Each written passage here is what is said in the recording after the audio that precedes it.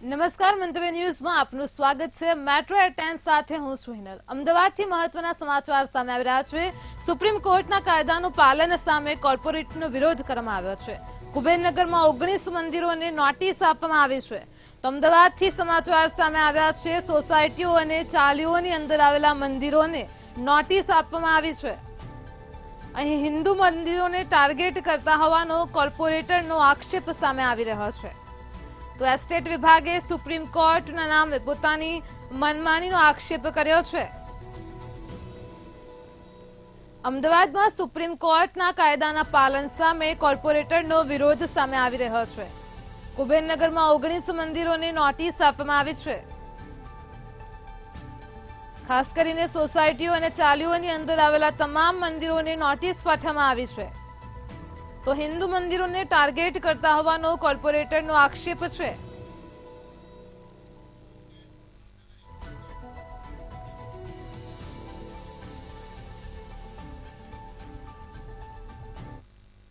ભાવનગરમાં ઇન્કમટેક્સની ટીમ સિંહોરમાં ત્રાટકી હતી। સમાચાર સામે આવી રહ્યા છે। ઇન્કમટેક્સ વિભાગની ટીમે સિંહોરમાં દરોડા પાડ્યા હતા। તો ભાવનગરથી સમાચાર સામે આવ્યા છે। ભાવનગરમાં ઘાંગડી રોડ પરની રોલિંગ મિલમાં ઇન્કમટેક્સે ધામા નાખ્યા હતા। તો રુદ્ર રોલિંગ મિલમાં ઇન્કમટેક્સ વિભાગે સર્વે હાથ ધર્યો હતો। આ સાથે જ નિખિલ ગુપ્તા નામના વ્યક્તિની કંપની પર પણ ઇન્કમટેક્સ વિભાગની ટીમે રેડ પાડી હતી। તો 3.5 કલાકથી ઇન્કમટેક્સ વિભાગે તપાસ હાથ ધરી હતી। સમાચાર સામે આવ્યા છે। ભાવનગરમાં ઇન્કમટેક્સ વિભાગની ટીમે સિંહોરમાં ત્રાટકી હતી। તો ઘાંગડી રોડ પરની રોલિંગ મિલમાં ઇન્કમટેક્સ વિભાગે ધામા નાખ્યા હતા। રુદ્ર રોલિંગ મિલમાં ઇન્કમટેક્સ વિભાગે સર્વે હાથ ધર્યો હતો।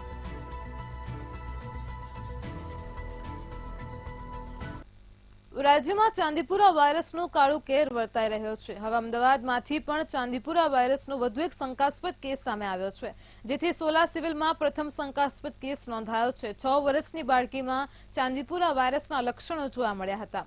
હાલ આ બાળકીની પ્રાથમિક સારવાર ચાલી રહી છે। આગળની સારવાર કરવા માટે બાળકીના રિપોર્ટને લેબમાં મોકલવામાં આવ્યા છે। 6 વર્ષની બાળકી છે અને બાળકને ફીવર અને એકવાર ખેંચની તકલીફ સાથે અમારી સાથે આવ્યું હતું। અત્યારે બાળકને ઘણું સારું છે અને અમે એનો રિપોર્ટ શનિવારે મોકલી દીધો છે ગાંધીનગર લેબમાં।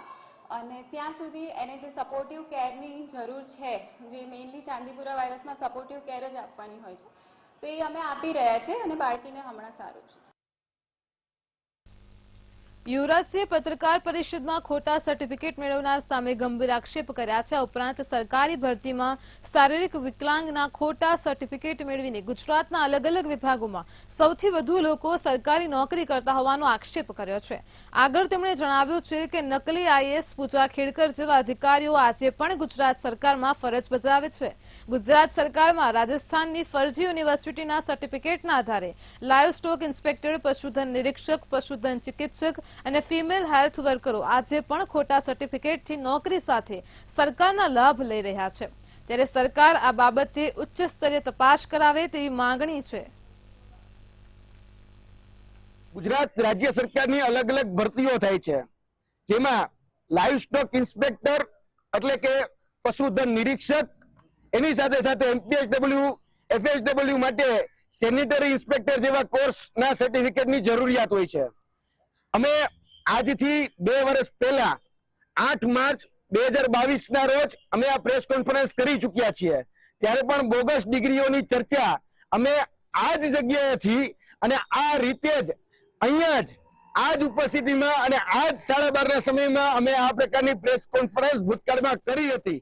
ત્યારે પણ અમે કીધું હતું કે લાઈવ સ્ટોક ઇન્સ્પેક્ટરની અંદર જે લોકો નોકરી કરે છે, જેની પાસે બહારની યુનિવર્સિટીના સર્ટિફિકેટ છે, એ તમામ સર્ટિફિકેટ। રાજકોટના બહુમાળી ભવન ચોક ખાતે ગેમ ઝોન માલિકો અને કર્મચારીઓએ વિરોધ કર્યો હતો। ગેમ ઝોનને ત્વરિત ખોલવા સૂચના આપવામાં આવે તેવી કોર્પોરેશને અપીલ કરાઈ હતી। રાજકોટ અગ્નિકાંડ બાદ શહેરના તમામ ગેમ ઝોનને બંધ કરવાનો મનપા દ્વારા આદેશ કરવામાં આવ્યો હતો, જેને લઈને આજ દિવસ સુધી રાજકોટના નાના મોટા 10 થી 12 ગેમ ઝોનને સીલ કરવામાં આવ્યા હતા। નું છે કે ટીઆરપીમાં જે હાદસો બન્યો એનું અમને બધાને ગેમ ઝોનવાળાને બહુ જ દુઃખ છે, પણ એના માટેના કંઈક સોલ્યુશન તો આવવા જોઈએ. આજે 2 મહિના થઈ ગયા, તો 2 મહિનાની અંદર નવી એસઓપી કે એવું કંઈ બહાર પાડીને અમને એટલી જાણ થઈ જાય કે અમારે શું ફેરફાર કરાવવાના છે. તો હજી સુધી અમારી પાસે એ જ અપડેટ નથી કે અમારે શું ફેરફાર કરવાના છે અને કઈ જગ્યાએથી અમે સ્ટાર્ટ કરીએ. હજી બી અમને કોઈ જ અપડેટ નથી મળતા. રાજકોટમાં આવા કેટલા ગેમ ઝોન છે? રાજકોટમાં નહીં 8 થી 10 મોટા ગેમ ઝોનો હશે. આજે 60 દિવસ જેવો સમય થયો છે, પણ હજી સુધી કોઈ એસઓપી આવી નથી કે કોઈ અમારી જે દલીલ છે એ સાંભળવા માટે કોઈ અગ્રેસર નથી થતું કે ભાઈ તમારા લોકોનો શું પ્રશ્ન છે, શું નહીં, શું આપણે સોલ્યુશન એનું લઈ આવી. કેટલા પરિવાર નપતા હશે આ? ઓછામાં ઓછા 500 પરિવાર રાજકોટની અંદર. અને આપની માંગણી શું છે? કોર્પોરેશનમાં આપે ક્યાંક ને ક્યાંક વાત તો કરી, પણ કોર્પોરેશન તરફથી કોઈ કોઈ પણ જાતનું એસઓપી નવી આવે છે, એમની ડેટ આપે છે, પછી કાંઈ આગળ નથી. રાજકોટમાં ટીઆરપી ગેમ ઝોન અગ્નિકાંડ બાદ ભાજપના નેતાઓ લોકો વચ્ચે જતા અટકતા હતા, કારણ કે ગેમ ઝોનમાં ભાજપના નેતાઓનું નામ ઉછળતા જ અનેક ચર્ચાએ જોર પકડ્યું હતું. ત્યારે હવે આજથી રાજકોટ મહાનગરપાલિકા દ્વારા મેયર તમારા દ્વારે કાર્યક્રમની શરૂઆત થઈ હતી. આ કાર્યક્રમ વોર્ડ વાઇઝ શરૂ કરવામાં આવ્યો છે. મનપાના મેયર સહિત સ્થાનિક કોર્પોરેટરો અને અધિકારીઓ વોર્ડ નંબર 1ના ધર્મનગર વિસ્તારમાં લોક દરબાર યોજ્યો હતો. ત્યારે આ લોક દરબારમાં સ્થાનિકોના પ્રશ્નો પણ સાંભળ્યા હતા. મેયરના લોક દરબારમાં પ્રશ્નોનો મારો રહ્યો હતો. સ્થાનિક રહેવાસીઓએ જાહેરમાં મનપાની પોલ ખોલી હતી. દ્વારે આ કાર્યક્રમનું આપણે લોકોની વચ્ચે જઈ અને તેના પ્રશ્નો કયા છે તેનું આયોજન કરેલું છે. જ્યારે પણ આ વોર્ડની અંદર આપણે કાર્યક્રમની શરૂઆત કરવા જઈ રહ્યા છીએ ત્યારે વોર્ડ ઓફિસરો, લગત અધિકારીઓ તમામને આ સાથે જોડેલા છે. જે પણ કોઈ વેદના એની વ્યથા અને કથા કહેશે તેનું નામ, ફોન નંબર અને તેનો વિસ્તાર કહેવામાં આવે છે. અને જે પણ એના પોતાના પ્રશ્ન કાંઈ પણ હશે એ પ્રશ્નનું નિરાકરણ કરવા માટે અમે તત્પર છીએ. મેયરશ્રી આપને દ્વારા કાર્યક્રમ ખૂબ સારી બાબત છે, એ વાચા આપવા માટેનું એક માધ્યમ છે, પણ એ જે પ્રશ્નની રજૂઆત કરે છે એના મોબાઈલ નંબરને નામ લખવામાં આવે છે. ક્યાંક એવું ન બને કે ભાઈ જે પ્રશ્ન કરે એને જ ધમકાવવામાં આવે, એવું પણ બની શકે. ઘણી વખત કેવું હોય છે કે પબ્લિક આમ જનતા માટે એક નિષ્પક્ષ રીતે સવાલ કરતી હોય, ત્યારે આ મેયરે એ પણ ખાસ ધ્યાન રાખવું જોઈએ કે પોલીસ પ્રશાસનનો દુરુપયોગ કરી અને ધમકાવવામાં ન આવે, એને કોઈ રીતે હેરાન કરવામાં ન આવે, એનું ખાસ ધ્યાન રાખવામાં આવે. અત્યારે જે લોકોના પ્રશ્નો છે, લોકોએ પ્રશ્નો કર્યા છે, એનો ખરેખર ત્વરિત ઉકેલ આવે તો આ કાર્યક્રમ લેખે ગણાય. દાખલા તરીકે અત્યારે જે કાંઈ ગંદકીના સામ્રાજ્ય કીધું કે તમે ઓન ધ સ્પોટ અત્યારે સ્થળ ઉપર જોઈ લો, તો અત્યારે જોવે અને ત્વરિત કાલથી કામે લાગી જાય તો ખરેખર સરાહનીય કાર્યક્રમ કહેવાય. બાકી આવા તાઇફાઓ કરવા માટે તો ભાજપ કાયમ માટે પંકાયેલી જ છે. આવી છું કે જે મેયરનો કે લોક દરબાર છે કે મેયર આપના ઘર, તો અમને ખરેખર લાગે છે જો મેયર આપના ઘર આવ્યા હોય તો અમારા બધા પ્રશ્નનું સોલ્યુશન થાય. લાગે છે મેયર પોતાના જે કામમાં ક્યાંક નથી, ગુનાહિત પ્રવૃત્તિઓ વધી છે રાજકોટમાં. 100% ગુનાહિત પ્રવૃત્તિ વધી છે. ઠેર ઠેર દારૂના આડા હાલે છે, પછી મર્ડર થઈ જાય છે. એવા હાવ રાજકોટ આ પોશ એરિયા કહેવાય, તો પોશ એરિયાની અંદર જો મર્ડર થતા હોય ને આવું બધું કામ થતું હોય તો પછી આ મહાનગરપાલિકા શું કરે છે? રાજકોટમાં એનએસયુઆઈ દ્વારા નીટ પેપર લીકને લઈને ઉગ્ર વિરોધ પ્રદર્શન કરવામાં આવ્યું હતું. વિરોધ પ્રદર્શન કરીને કેન્દ્રીય શિક્ષણ મંત્રી હાયના નારા લગાવ્યા હતા.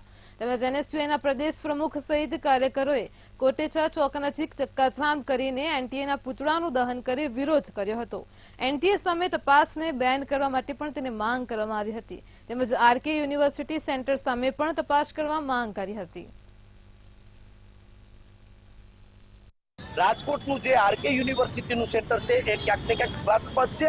મીડિયા જગતમાં અને લોકોના ચર્ચાનો વિષય બન્યો છે કે આ સેન્ટરમાં ક્યાંક ને ક્યાંક ગેરરીતિ થઈ છે એવી આશંકા છે. તો અમારી ખાસ માંગણી છે કે ખરેખર જો આવું થયું હોય તો સરકારે આમાં સીબીઆઈની તપાસ આપવી જોઈએ અને જે ગેરરીતિ થઈ છે નીટ મામલે એ સરકારે પોતાનું સ્ટેન્ડ ક્લિયર કરવું જોઈએ. અને જે રીનીટ લેવાની વાત છે તો પહેલેથી એને શું કહે છે કે રીનીટ લો, જેથી કરીને જે સાચા વિદ્યાર્થીઓ છે એને ન્યાય મળે. અને ક્યાંક ને ક્યાંક સરકાર પણ હવે લીક થઈ ગઈ છે, જેથી કરીને પેપર લીક કરાવતા અટકાવતી.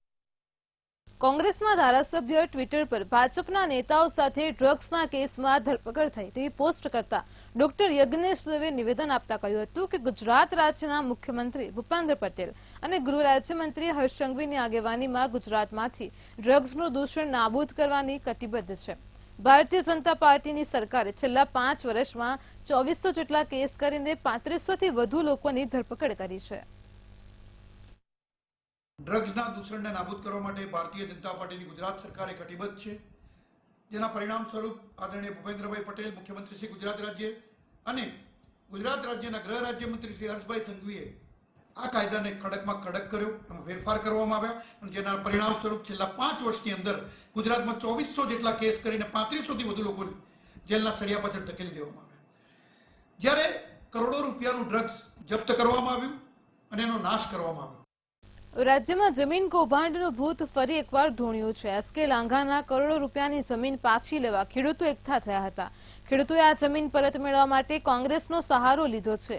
કોંગ્રેસના અમિત ચાવડાએ ન્યાય ન મળે તો આંદોલનનું બ્યુગલ પણ ફૂંક્યું છે. કરેલી છે. આજે અમે અમારા ગામની જમીન ખેડવા જઈએ છીએ તો અમને સીધી અમારી છાતી ઉપર બંદૂક રાખવામાં આવે છે અને અમને એ ખેતર પર જવા દેવામાં આવતા નથી. આજે મારા દાદાનું નામ 7/12 2024ની સ્થિતિએ છે, સર્વે નંબર 764.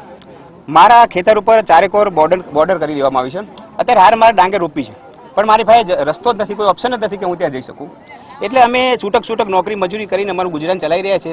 સાહેબ, 7 ગામડાની પરિસ્થિતિ એવી છે કે અત્યારે એમને ખાવા લોટ નથી અને આજુબાજુના જે બોપલ છે એવા અમદાવાદના એરિયામાં કચરા પોતા કરીને અમારી બહેનો દીકરીઓ આ કરવાના. અમારા મુલસાણાની લગભગ ટોટલી જગ્યા આમ જોવા જઈએ 2200 વીઘા આજુબાજુમાં જગ્યાઓ છે અને મુદ્દો એ છે કે આ લોકોએ બહુ દબાણ આપી, ધાપધગી આપી અને આ લોકોએ અમારા જોડેથી કબજાઓ લઈ લીધેલા.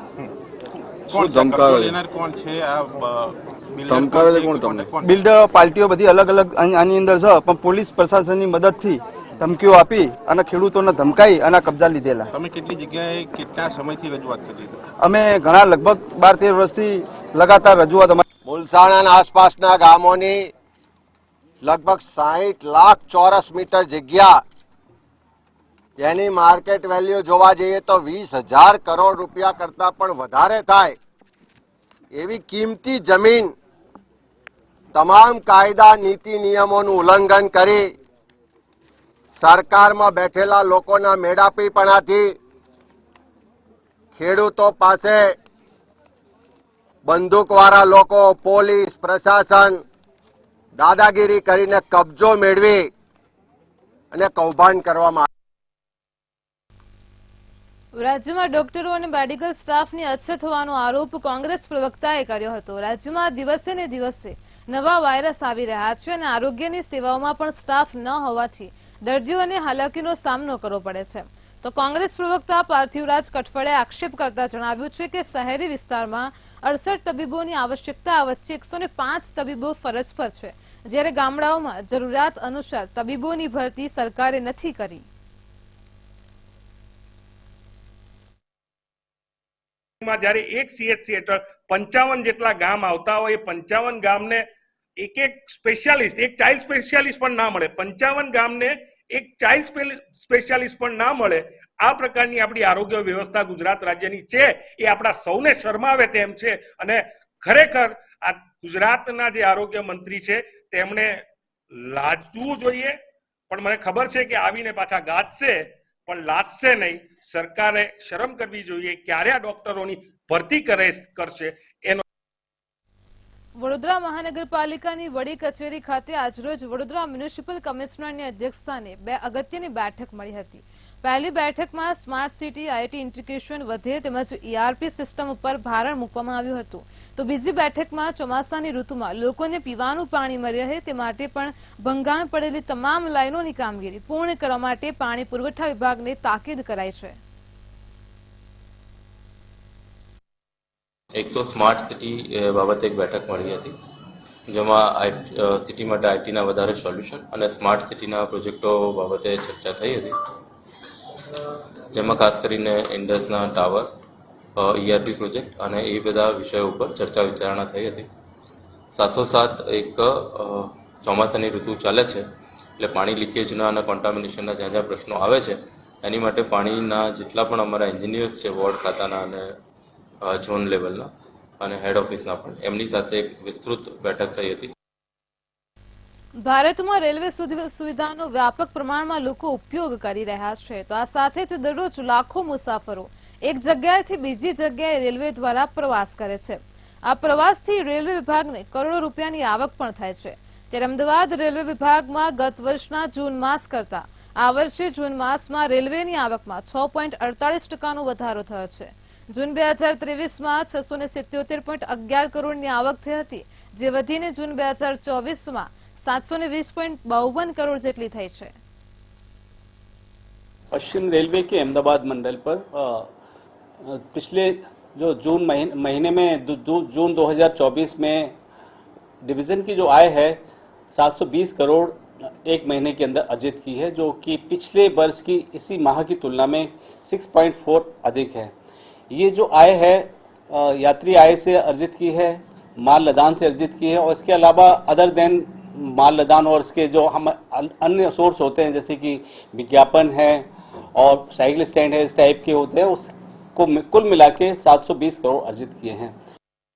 અમદાવાદમાં ઓનલાઈન એપ્લિકેશન દ્વારા સફેદ નંબર પ્લેટ વાળા ગેરકાયદેસર ચાલતા વાહનોને લઈને રિક્ષા યુનિયન દ્વારા આંદોલનની ચીમકી આપવામાં આવી છે. આ વાહનો બંધ કરવા માટે વારંવાર રજૂઆત કરવા છતાં પણ ગેરકાયદેસર સફેદ નંબર પ્લેટ વાળા વાહનો ચાલી રહ્યા છે, જેને લઈને સરકારી તંત્રમાં દરેક જગ્યાએ છેલ્લા 1 વર્ષથી રજૂઆત પણ કરાઈ રહી છે. આ સમસ્યાનું કોઈ નિરાકરણ ન આવતા હવે રિક્ષા યુનિયન રોજીરોટી બચાવ આંદોલનની શરૂઆત કરવાની ચીમકી આપી રહી છે. ત્યારે આગામી તારીખ 24ના રોજથી રિક્ષા યુનિયન દ્વારા અહિંસક રીતે હડતાલ કરવામાં આવશે. ઓનલાઈન કંપની દ્વારા જે હેરાનગતિ થઈ રહી છે, જેમાં ટ્રીપ લેવા જાય તો એનો કોઈ ચાર્જ આપતા નથી, ટ્રીપ કેન્સલ થાય તો એનો ચાર્જ આપતા નથી, 25 રૂપિયા સરચાર્જ લે છે. ખાસ કરીને સરકારી ધારા ધોરણ મુજબ તેમને ભાડું પણ આપવામાં આવતું નથી.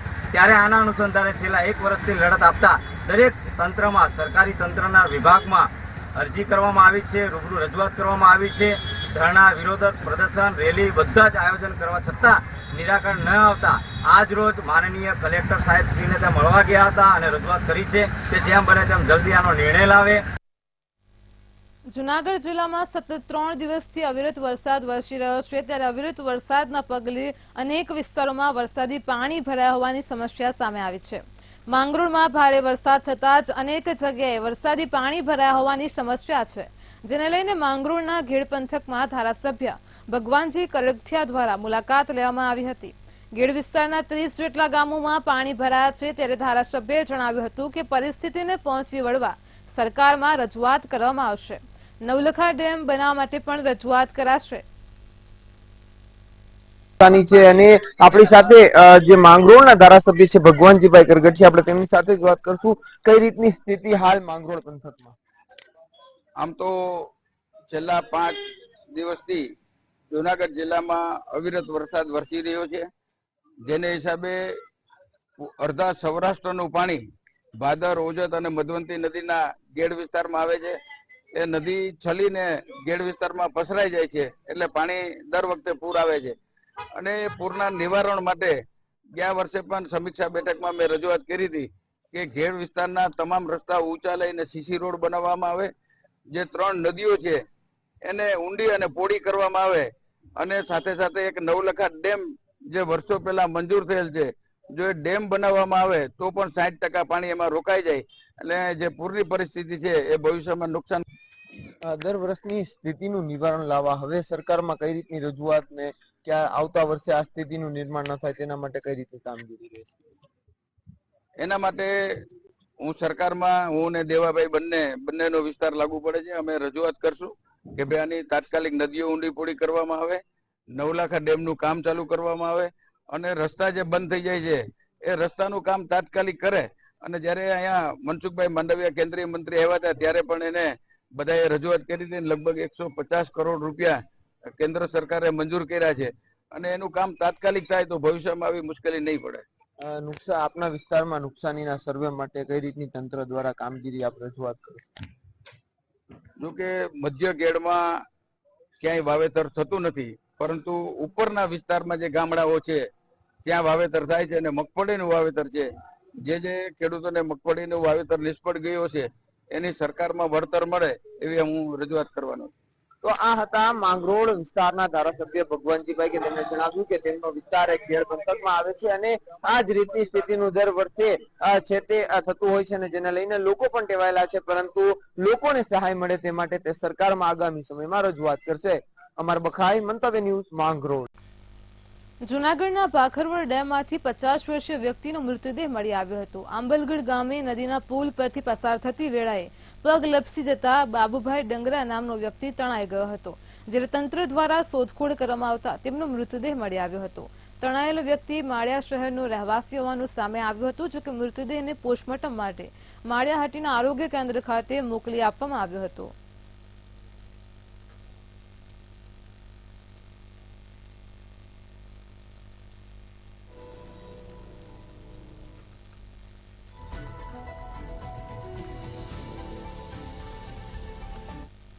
સુરતમાં અવિરત વરસાદને પગલે ઠેર ઠેર વરસાદી પાણી ભરાવાની સમસ્યા સર્જાઈ છે. અમદાવાદ મુંબઈ નેશનલ હાઈવે ઉપર પણ વરસાદી પાણી ભરાયા છે. બલેશ્વરની 32 ગંગા ખાડીના પાણી અમદાવાદ મુંબઈ નેશનલ હાઈવે ઉપર ફરી વળ્યા છે. તો ગંગા ખાડીમાં પૂરની સ્થિતિ સર્જાતા જ સ્થાનિકોને હાઈવે ઉપર આવવા માટે 3 થી 4 કિલોમીટર ફરવું પડ્યું છે. હાઈવે ઉપર પાણી ભરાતા જ વાહન વ્યવહારને સીધી અસર થઈ છે. વાહન ચાલકો પણ મુશ્કેલીમાં મુકાયા છે.